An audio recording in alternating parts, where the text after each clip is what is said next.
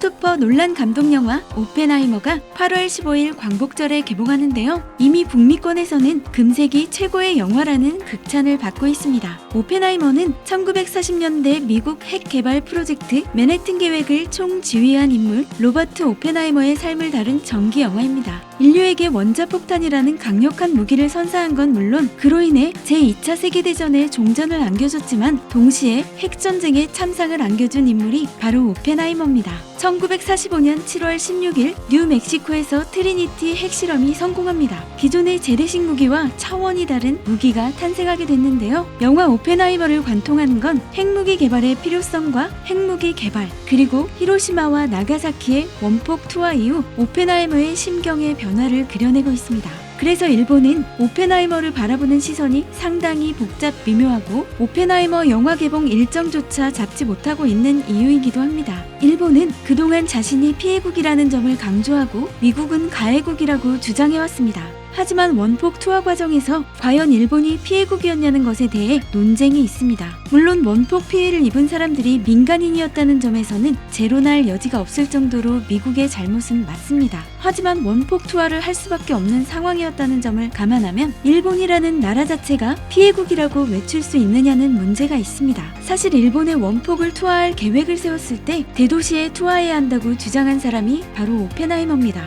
오펜하이머는 대도시에 투하해야 전쟁을 빨리 종식시킬 수 있다고 판단했습니다. 일본은 1945년 3월 당시 도쿄 대공습으로 사실상 전쟁을 수행할 능력을 상실했습니다. 게다가 독일 제국도 무조건 항복을 하는 등 사실상 일본 제국은 더 이상 전쟁을 할 수 없는 상황이 됐음에도 불구하고 일본 제국은 끝까지 싸우겠다고 버티고 있었습니다. 미국 등 연합군은 도쿄 대공습 등으로 이미 일본이 사실상 전쟁을 이어가기 힘들다고 생각했지만 일본이 계속 저항하자 경악했다고 합니다. 특히 1억 명 국민 모두 죽는 한이 있더라도 미군 한 명이라도 더 죽이고 죽자는 1억 총옥수의 정보를 들었을 때 미국을 포함한 연합군은 일본 제국은 통상적인 방법으로 항복을 받아내기 힘들다고 판단했습니다. 물론 도쿄만 근처 해상의 원폭을 투하해 일본 제국의 결전 의지를 꺾을 수도 있었지 않았냐는 말들이 나옵니다.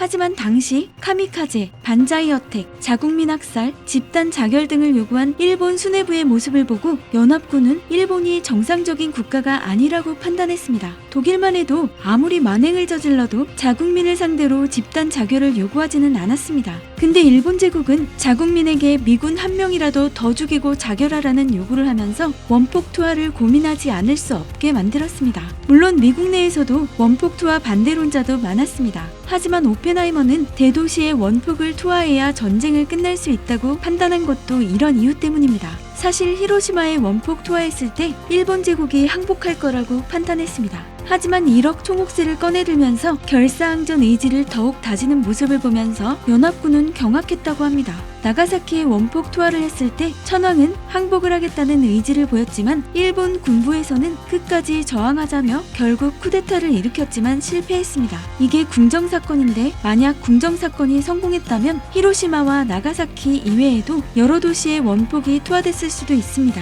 이런 이유로 일본이 단순히 원폭 피해국이냐는 걸 따졌을 때 원폭 피해국이라고 할 수 없다는 지적이 나옵니다. 일본이 오펜하이머 영화에 대해 껄끄럽게 생각하는 건 이런 종류의 영화가 또 나올 수 있기 때문입니다. 예를 들면 1945년 7월 26일 포츠담 선언에서부터 1945년 8월 15일 무조건 항복까지의 일본 내 상황에 대한 묘사의 영화가 나온다면 일본 국민은 충격받을 겁니다. 왜냐하면 당시는 광기에 사로잡혔던 역사기 때문이죠. 물론 원폭 투하가 잘한 결정은 아니지만 어쩔 수 없었던 결정이었다는 건 일본 스스로 잘 알고 있어야 합니다. 구독, 좋아요, 알림 설정, 그리고 댓글 달아주세요.